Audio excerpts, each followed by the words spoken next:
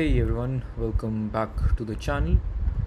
In this video, we are gonna start with the second lecture of the Go series, which is gonna be on data types.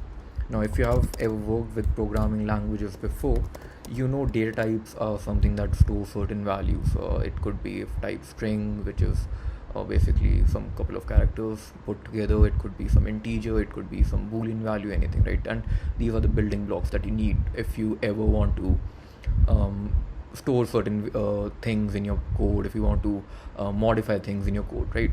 So let's get started straight away. We're gonna build one more folder. For every video we're gonna build something, right? So data types, I'm gonna open it into the integrated terminal. Just like last video, we are gonna initialize it, so it could be a go mod init, and the name data types, yeah, I'm not really very good with naming, so you can come up with the better thing. So we see a go mod file. We are going to make one more here, which is the main.go, where we are going to execute our code. The package would be main, since it's the main file, and we need a func main. Great. So in the last video, we were using fmt package to print out the details of whatever we were doing, right? So for example, over here we have printed the hello function. Okay, I need to delete this, sorry, you're not supposed to see that right now. But anyway, we've used the fmt package over here. So in this video we're going to use a different one, which is actually the zero log. It's kind of a very famous one. So the main advantage of using zero log is it gives a pretty good JSON formatted output, and you can add a lot of details into it. So for example, you can inject trace IDs, you can add timestamps. So if you're building a complex application, you might need a lot more information, because once you start debugging, then you need to follow the request from end to end. So generally a JSON logger is preferred, and also a lot of JSON loggers, they are asynchronous in nature. So you don't want to hold your thread just because you want to print something.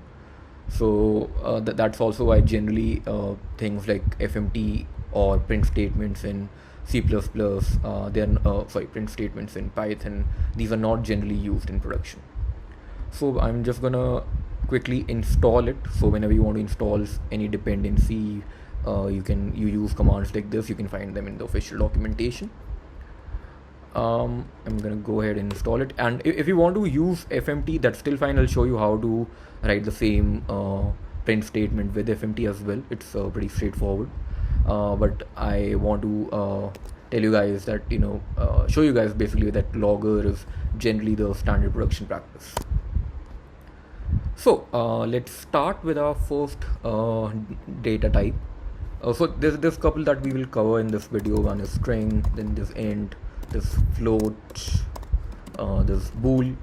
There's also something called rune and byte, although we're not really gonna cover that, because honestly I've not really found any instance where we use it. If I find something, I'll definitely talk about it, but for now we're gonna ignore these two. There's also something where we have some things like const. There's a const keyword to declare constant values. Then there's something called iota, which is something I have not seen in any other language. If you guys know about it, feel free to comment in the comment section. So it's not exactly a data type. It's something that I'll talk about it when we get to it. Don't worry. And there's something. So Go also has something as underscore. Now where exactly do we use it? I'll get to that. And again, it's not a data type. But generally when you declare or when you're accessing some values from a function, you might see certain underscores getting used. And why are they getting used? We'll see that. So simple syntax, var, that's a keyword for variable name. The variable name, again, I'm not really good at it, and it's gonna be of type string, and let's say I'm just gonna name it as Chirag. Right? So two things that we can check over here is, one, I want to use log. Okay, not this log. Okay. We'll have a dedicated video on log because I really want to talk about what this does. Is for now, please follow along the syntax.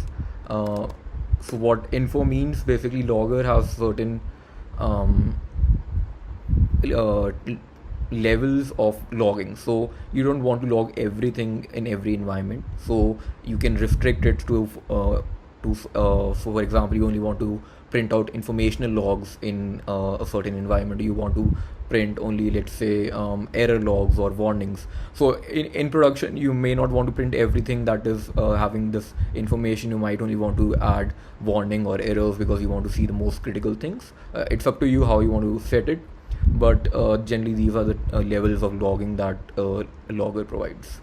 So for now I'm gonna take set it to info. I've not set any level to which it's gonna log, so it's gonna print out everything no matter what I add here.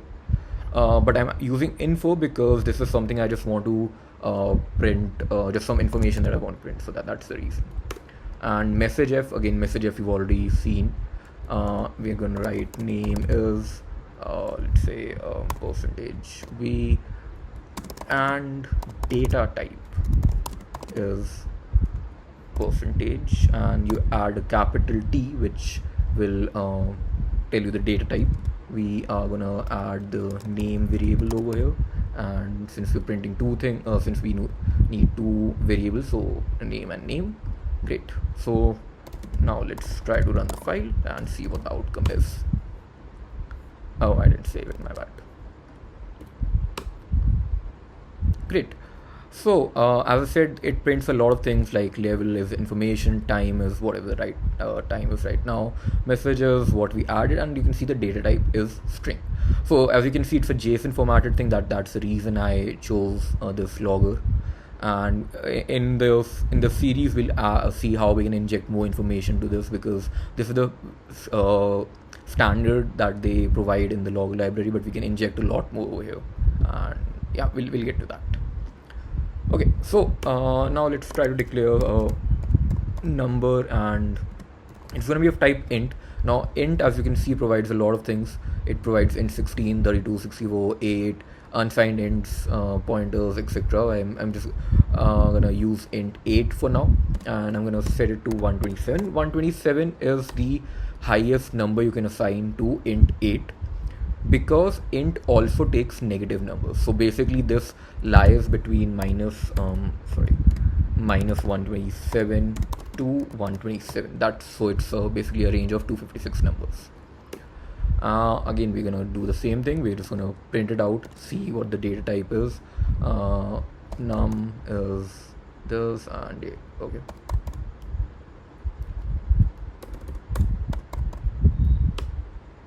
Let's save it, run, and you get it. It's int 8 and the number is 128. So now exactly how you want to use fmt over here is fmt.Printf. It's all automatically imported the fmt library, and I'm just gonna copy this. Should be same.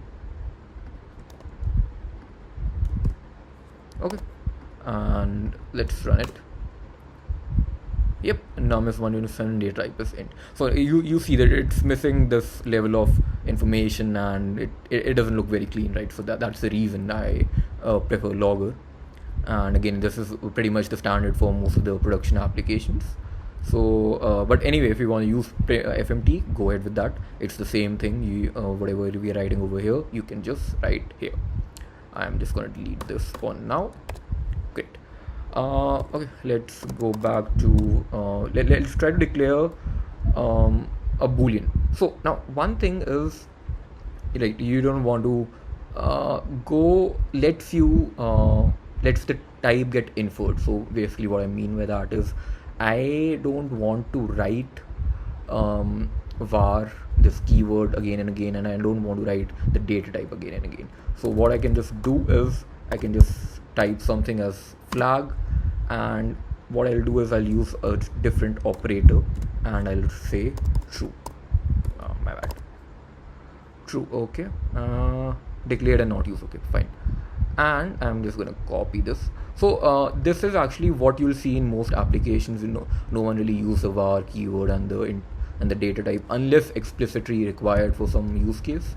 Most people will just go with this colon equal to syntax and flag, and the data type fine, we can do flag.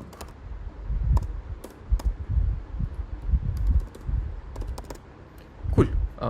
Save and run. And data type is bool. We got that. Great. The last thing for the data types is, for the conventional data types, is gonna be a float. So I'm just gonna type maybe decimal or something. Decimal. I'll give it a data type of, let's say, for a value of 2.33. I'm gonna write decimal and this decimal. Save and print. So it's going to automatically infer that it's something like a float, so I don't have to write it. Decimal is 2.3 and it's float 64. So by default it's going to float 64. That's fine. If I wanted to declare it, I would have just written something like var decimal float, and it has float 32 and 64. So I change it and save it. So it's going to give me float 32. So let's say I don't want to go with the by default float 64 definition. I can just write it like this and go ahead. I don't think there's a lot of use cases around this. Most people just go with this this initialization, and that's totally fine. Okay, so we've covered the major data types. Again, rune and byte we're not going to talk about over here. The one thing I want to talk about is the const. So a const is any value that you don't want to change later in the code.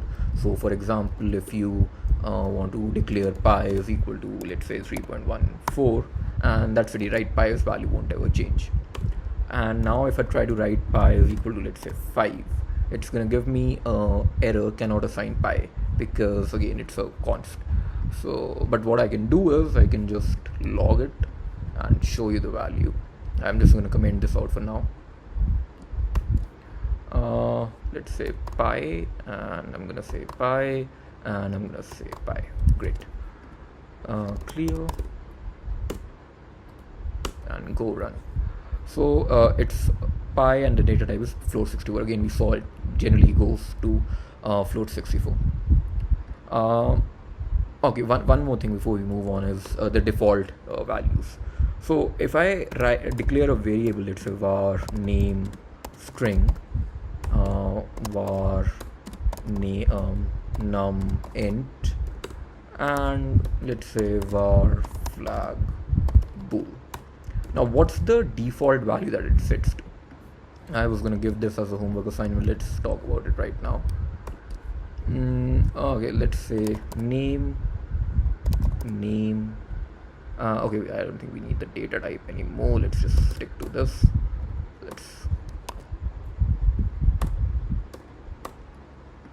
Okay, let's copy this one more.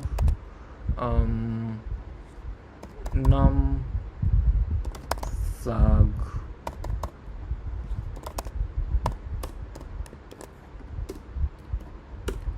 and you'll see, okay, pi, fine, we can ignore that. Name string defaults to an empty value.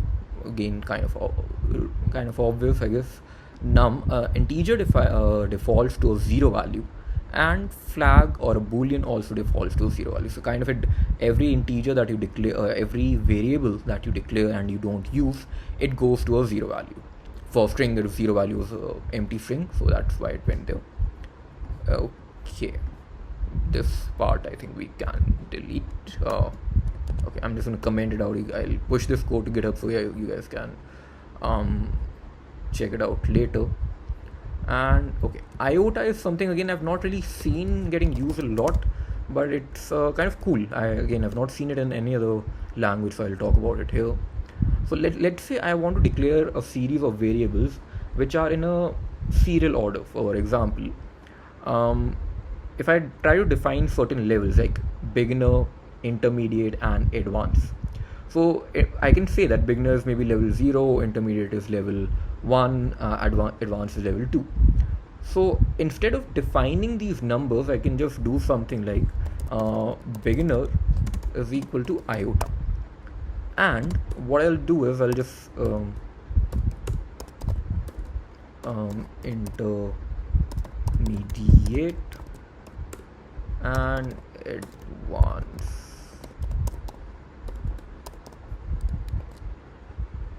Okay, I don't think we need commas over here, right? Okay, so I'm just gonna print out these values and you'll see. So what it's going to do is it's going to take everything and print it in a serial order. So what I mean by that is value of beginner is let's say %v, and intermediate is %v, and advanced is %v, and I'm gonna add those values: beginner, intermediate, and advanced. Why is it giving me too many arguments? Oh, okay, fine. Messages. Cool. Let's print it and see what happens. And it says beginner is 0, intermediate is 1, advanced is 2. Perfect. So I never really declared these values, but iota kind of took care of initializing the value for beginner as well as adding the values to intermediate and advanced. So I can just write something like pro over here, and pro is %v,